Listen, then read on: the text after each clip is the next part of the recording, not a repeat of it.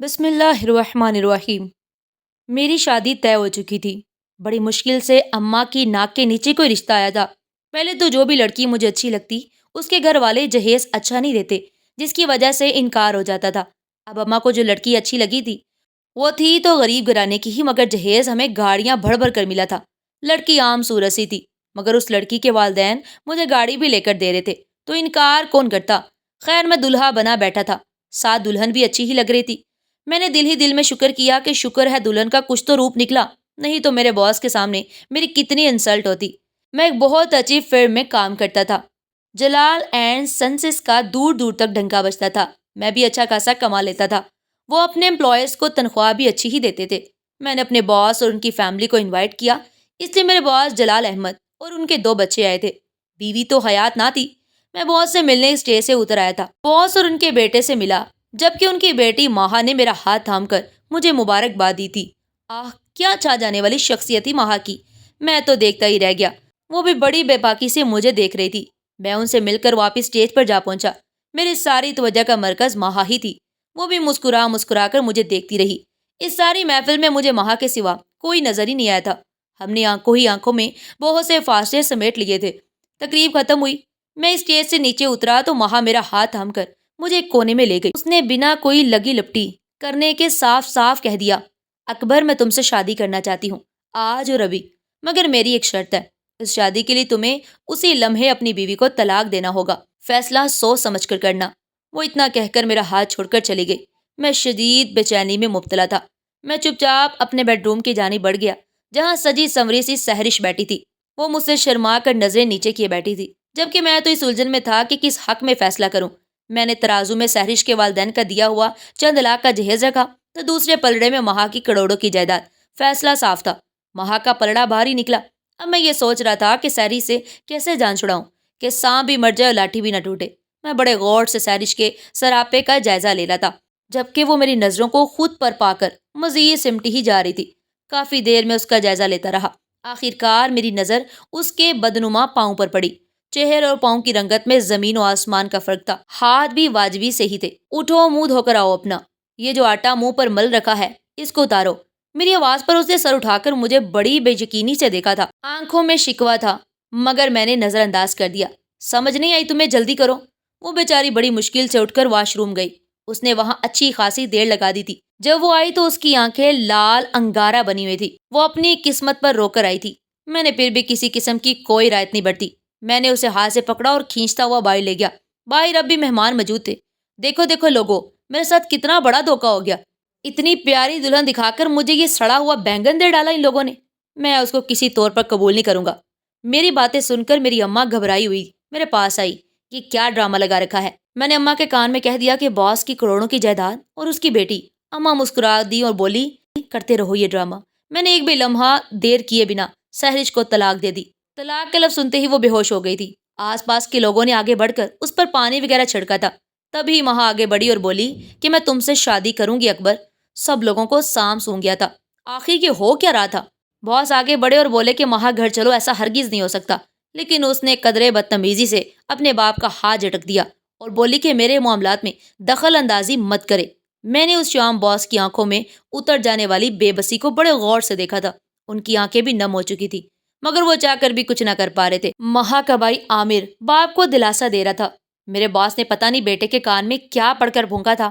وہ آگے بڑھا اور بولا، چونکہ سحرش کی رخصتی نہیں ہوئی تھی اس لیے اس پر عدت عائد نہیں ہوتی۔ اگر سحرش اور اس کے والدین کو اعتراض نہ ہو تو میں سحرش کو وہ عزت دینا چاہتا ہوں۔ میرا جی چاہا کہ میں عامر کے منہ پر گھونسے برسا دوں۔ اس کی ہمت کیسے ہوئی میری چھوڑی ہوئی لڑکی کو اس گھر میں رخصت کر کے لے جانے کی جہاں میں جانے والا تھا۔ سحرش کے والدین کو یہ موقع غنیمت سے کم نہیں لگا۔ انہوں نے فوراً سے ہاں کر دی۔ یوں آنن فانن ہم دونوں کے نکاح ہو گئے۔ ماہا میری ہوئی اور کالی کلوٹی سحرش عامر کی۔ سب کچھ اتنی جلدی میں ہوا کہ ہر کوئی حیران سا تھا۔ واقعات نے اس طرح پلٹا کھایا کہ کسی کو کچھ سوچنے سمجھنے کا وقت ہی نہیں ملا تھا۔ یوں میں جلال انکل کا داماد بن گیا، گھر داماد۔ کچھ رسمیں ہوئی، اس کے بعد میں اپنے گھر میں آ گیا اور سحرش عامر کے کمرے میں چلی گئی۔ مجھے نہیں پتا عامر نے اس رات سحرش کو قبول بھی کیا تھا یا نہیں، بس مجھے اتنا پتا تھا کہ ایک ہی ملاقات میں ماہا میری دیوانی ہو گئی تھی۔ وہ میرے واری صدقے جا رہی تھی، میرے نخرے اٹھا رہی تھی۔ اگلی صبح میں اور ماہا بڑے خوش ڈائننگ ہال میں پہنچے۔ ہم دونوں خوشی سے چہچہا رہے تھے۔ جبکہ عامر اور سحرش بجھے بجھے سے خاموش سے تھے۔ مجھے بہت ہنسی آئی بڑی میرا مقابلہ کرنے والی، پہلے نصیب تو مجھ جیسے لاتی وہ۔ مجھے جلال انکل سے توقع تھی کہ وہ مجھ سے کلام نہیں کریں گے، مگر وہ میرے سامنے بڑے نارمل انداز میں گفتگو کر رہے تھے، جیسے کل کچھ ہوا ہی نہیں۔ ان کی حالت دیکھ کر میں صاف سمجھ گیا کہ وہ اپنی ہٹ درم بیٹی کے ہاتھوں کٹ پتلی، اور مزے کی بات یہ کہ ان کی بیٹی میری دیوانی تھی۔ اب وہ وقت بھی دور نہیں تھا جب میرے بھی شیئرز عظیم بزنس میں ہونے والے تھے۔ شادی کے 2 ہفتوں کے بعد میں نے آفس جوائن کر لیا، جبکہ عامر تو ولیمے کے بعد سے جا رہا تھا۔ سحرش ہر لمحہ اداس رہتی، پتہ نہیں کیوں، مگر اس کی اداسی مجھے بڑا لطف دیتی تھی۔ میں نے نوٹ کیا تھا کہ ماہا مجھے سحرش کے سامنے زیادہ عزت دیتی ہے۔ میرے لیے یہ بھی فخر کی بات تھی۔ میں نت نئے کپڑے خرید رہا تھا، سیر و تفریح کے لیے کبھی کہیں جا رہا تھا تو کبھی کہیں۔ میری شخصیت تو پہلے بھی جاذب نظر تھی، مگر اب تو دولت کی ریل پیل نے مجھے مزید نکھار دیا تھا۔ لوگ اب مجھے عزت کی نگاہ سے دیکھتے تھے۔ آخر میں جلال انکل کا داماد جو تھا۔ اس دن سے پہلے کے دن بڑے خوبصورتی سے گزرے تھے۔ مجھے نہیں پتا تھا وہ منحوس دن میری قسمت ہی پلٹ دے گا۔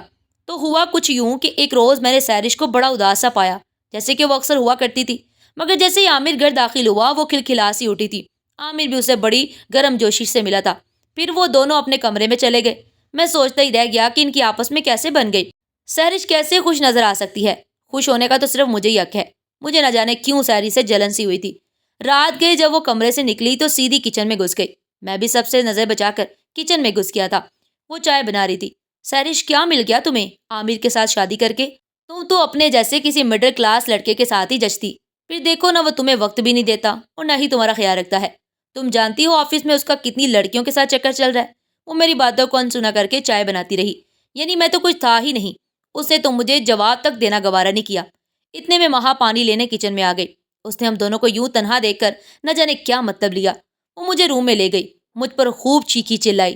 جو گڑھا میں نے عامر کے لیے کھود رہا تھا اس میں خود گر گیا۔ ماہا مجھ پر شک کرنے لگی۔ وہ یہی سمجھتی تھی کہ میں سحرش کے پیچھے ہوں۔ ماں نے مجھ سے بہت برا سلوک رکھا۔ میں اس کی منتیں کرتا رہا۔ 2 ہفتوں بعد جا کر کہیں ماہا کا منہ ٹھیک ہوا۔ پھر ہم دونوں دبئی چلے گئے۔ وہاں سے 2 ہفتے بعد لوٹے تو گھر کا نقشہ ہی بدل چکا تھا۔ عامر اور انکل سحرش کے وارث صدقے جا رہے تھے۔ ملازمین پر بھی اس کا رعب تھا۔ ہر چیز اس کے حکم سے ہو رہی تھی۔ میں یہ سب بڑی مشکل سے برداشت کر رہا تھا، مگر کیا کرتا، میں کچھ کر بھی تو نہیں پا رہا تھا، کیونکہ ماہا نے مجھے سر سے اتار کر جوتی کی نوک پر رکھنا شروع کر دیا۔ وہ بات بات پر مجھے بے عزت کرتی۔ میں بس زہر کے گھونٹ بھر کر رہ جاتا۔ غصہ تو مجھے بھی آتا، مگر میں قابو کر جاتا۔ اگر میں ماہا کو ابھی سے غصہ دکھانے لگ جاتا تو پھر امیر بننے کا خواب تو خواب ہی رہ جاتا۔ ابھی تک ماہا نے میرے نام پر پھوٹی کوڑی بھی نہیں کی تھی۔ جب بھی میں اسے کسی چیز کا تقاضا کرتا وہ مجھے 2 کوڑی کا کر کے رکھ دیتی۔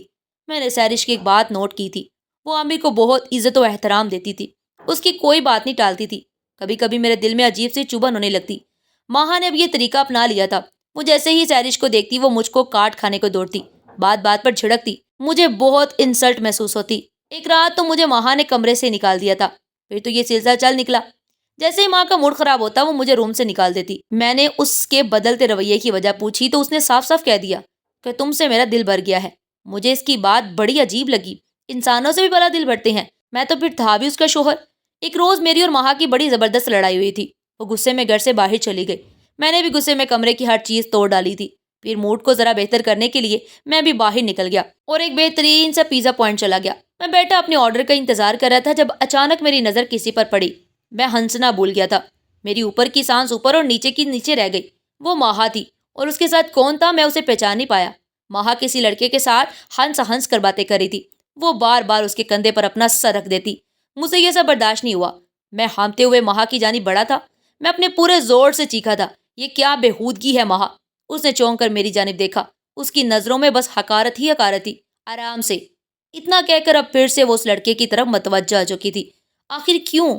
میں نے آگے بڑھ کر ماہا کو ہاتھ سے تھام کر کھینچا تھا۔ وہ مجھ سے اس چیز کی توقع نہیں کر رہی تھی۔ اس نے میرے منہ پر تھپڑ مار دیا اور ساتھ ہی سیکیورٹی گارڈ کو بلا کر مجھے ریسٹورنٹ سے نکال دیا۔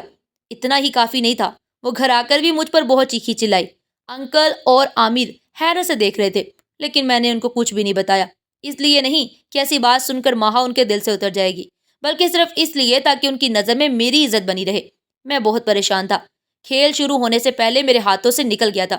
میں ابھی ماہا سے کچھ بٹور ہی نہیں پایا تھا کہ ایک نیا کھلاڑی میدان میں آ گیا، لیکن میں نے ہمت نہیں ہاری۔ رو دھو کر تڑپ کر میں نے ماہا کو اپنی محبت کا یقین دلایا۔ اس نے مجھے معاف بھی کر دیا۔ پھر حالات کچھ بہتر ہونے لگے۔ میرے سر سے بھاری بوجھ اتر گیا تھا۔ میرے حالات بہتر ہوئے تو میں نے ادھر ادھر کے حالات کا بھی جائزہ لینا چاہا۔ سہرش نے پورے آب و تاب سے گھر کی ملکیت سنبھالی ہوئی تھی، وہ ملکہ بنی بیٹھی تھی، اور یہاں میری حالت نوکروں سے بھی بدتر تھی۔ میں نے دل میں یہ طے کر لیا تھا کہ جیسے ہی مہا میرے پورے کنٹرول میں آ گئی، سب سے پہلے میں سہرش کا پتہ صاف کروں گا۔ انہی دنوں مجھے مہا نے ورلڈ ٹور پر جانے کی نوید سنائی۔ میں تو خوشی سے پھولے نہیں سما رہا تھا۔ ورلڈ ٹور کا خواب میں بچپن سے دیکھتا چلا آ رہا تھا۔ میں نے اور مہا نے مل کر شاپنگ کی۔ یوں ایک روز ہم پاکستان سے نکل پڑے۔ سب سے پہلے ہم دبئی پہنچے تھے۔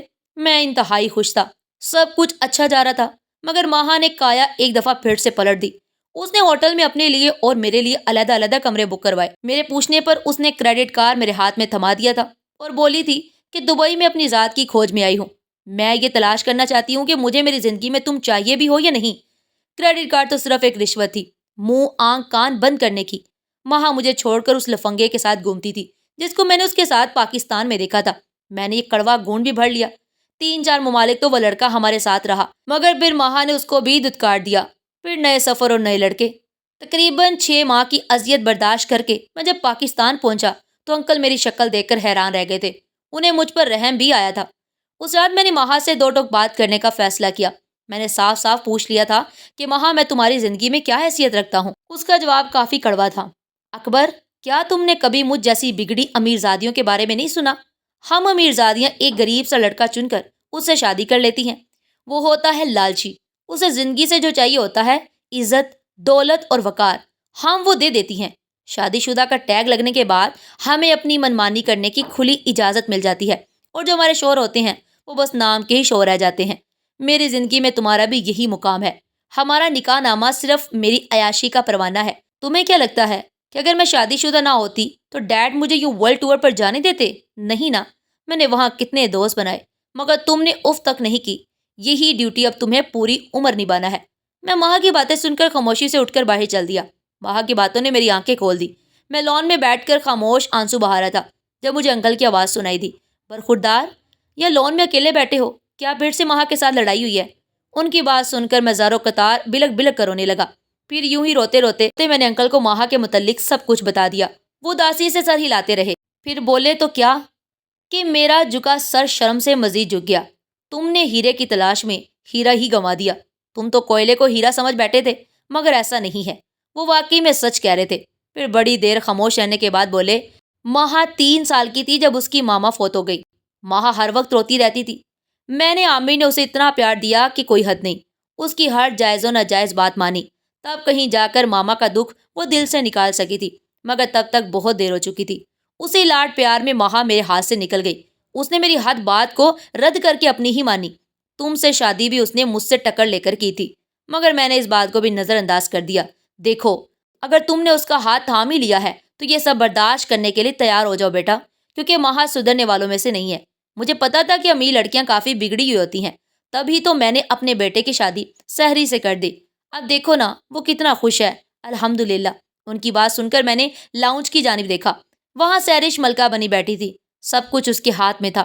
اس نے اپنی اچھائی سے سب کو اپنا دیوانہ بنا لیا تھا، اور میں نہ گھر کا رہا نہ گھاٹ کا۔ ہماری شادی کو سال ہونے کو تھا۔ میں مزید تنہا، اکیلا، پریشان اور ڈپریشن کا شکار ہو چکا تھا۔ مہا کی وہی مصروفیات تھی، وہ نئے نئے دوست بناتی، ان کے ساتھ گھومتی پھرتی، پھر ان کو بھی چھوڑ دیتی۔ کبھی میرے ساتھ ہنس کر بات کر لیتی تو کبھی میری دشمن بن جاتی۔ میں نے ایک فیصلہ کر لیا تھا۔ مجھے لگا تھا مہا میرا فیصلہ سن کر بہت خوش ہوگی، مگر وہ تو پریشان سی ہوگی۔ اس نے مجھ سے فیصلہ بدلنے کو کہا، مگر میں اپنی ضد پر اٹل رہا۔ میں نے اسے صاف صاف کہہ دیا تھا کہ میں تمہیں طلاق دے کر یہاں سے چلا جاؤں گا۔ مہا بولی، تمہیں کیا پریشانی ہے اس گھر میں؟ دولت، نوکر چاکر سبھی تو ہیں۔ جہاں تک میری یعنی تمہاری بیوی کی بات ہے کہ میں تمہیں وقت نہیں دیتی یا تمہاری عزت نہیں کرتی، تو ذرا سوچو، تم نے عورت سے شادی کی ہی کب ہے؟ تم نے تو پیسے سے شادی کی تھی، جو تمہیں مل بھی رہا ہے۔ اگر تمہیں عورت چاہیے ہوتی تو تم سہرش کو کبھی نہ ٹھکراتے اور میرے بھائی کی طرح خوش رہتے۔ کتنا سچ بولا تھا اس نے۔ مجھے سچ سن کر خود سے نفرت ہو گئی۔ میں نے مہا کی منتوں کے باوجود اس کو طلاق دے دی تھی۔ وہ مجھے ہمیشہ اپنی آزادی کا پروانہ بنا کر ساتھ رکھنا چاہتی تھی۔ اس نے مجھے اپنی جائیداد سے ایک بوٹی کوڑی بھی نہیں دی تھی۔ میں اپنی چھوٹی چھوٹی ضروریات کے لیے مہا کے آگے ہاتھ پھیلاتا تھا۔ سہرش نے ایک تندرست بچے کو جنم دیا۔ میں اسے بیٹے کی مبارکباد دے کر ہاتھ جوڑ کر معافی مانگنے لگا تھا۔ اس نے مجھے معاف تو کر دیا، مگر اس شرط پر کہ میں کسی کا غم گسار بنوں گا۔ میں نے وہ جواب چھوڑ کر کہیں چھوٹی موٹی نوکری ڈھونڈ ہی لی تھی۔ میری اماں کو بھی سبق حاصل ہو چکا تھا۔ وہ کہتی تھی کہ ہم سوکھی گیلی کھا لیں گے مگر میرا بچہ میری نظروں کے سامنے رہے۔ میں نے اماں سے اپنے لیے کسی طلاق یافتہ لڑکی کا رشتہ تلاش کرنے کو کہا۔ اماں کو اعتراض تھا مگر میرے مجبور کرنے پر وہ مان ہی گئی تھی۔ یوں صبا اپنے 2 بچوں سمیت میرے گھر پر میری دلہن بن کر آ گئی۔ صبا بالکل سہرش کی طرح فرما بردار تھی۔ میں نے صبا کے بچوں کو اپنے بچہ سمجھ کر ان کے سر پر دست شفقت رکھا تھا۔ میری زندگی سے ساری فکریں، ساری الجھنیں ختم ہو چکی تھی۔ اب صرف سکون ہی سکون تھا۔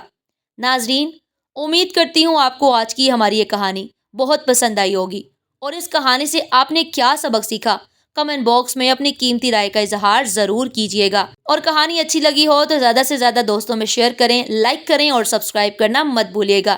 تب تک ایک نئی کہانی کے ساتھ ملتے ہیں۔ اپنا بہت سارا خیال رکھیے گا۔ شکریہ۔ اللہ حافظ۔